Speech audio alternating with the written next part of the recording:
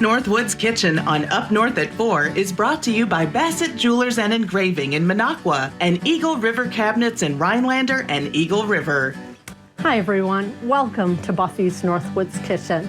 Today we're going to be making chocolate waffles, a perfect treat or an everyday treat yourself. The ingredients you're going to need are 2 cups of all-purpose flour. I have 4 tablespoons of melted butter, 2 eggs that have been separated, yolks just left. The whites have been whipped to fairly stiff peaks. I have 3/4 of a cup of cocoa. I have a 1/2 cup of sugar.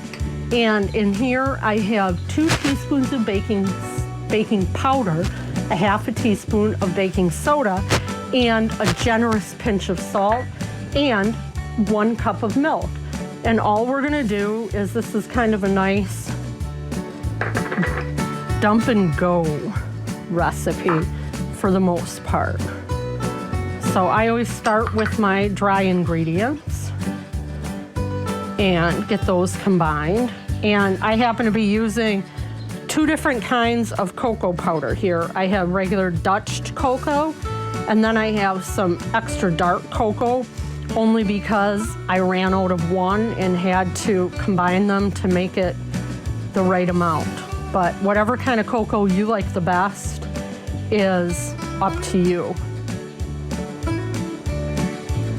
No special rules here. And now we're gonna dump in most of this melted butter that isn't quite so melted anymore, but that's okay. We're gonna leave out a little bit to brush our waffle iron. And in true Buffy fashion, the more mess you make, the better it's going to taste, guaranteed. Okay, and now we're just going to mix this up. We've not put in the egg whites yet because those we're going to gently fold in, and that's what will give you that super crispy waffle, which is so good. And the mixture right now seems pretty, almost like brownie batter, but once we fold in those egg whites, it will lighten up considerably.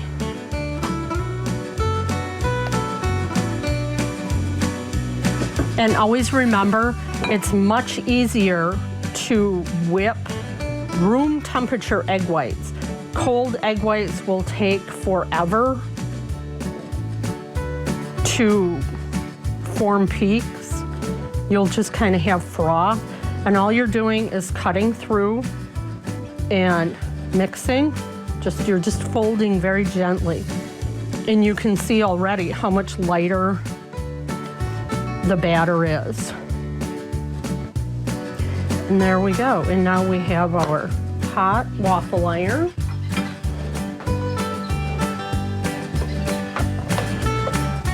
And I'm just using the mini waffle maker here, which is kind of fun. They make this size is great, especially with these chocolate waffles.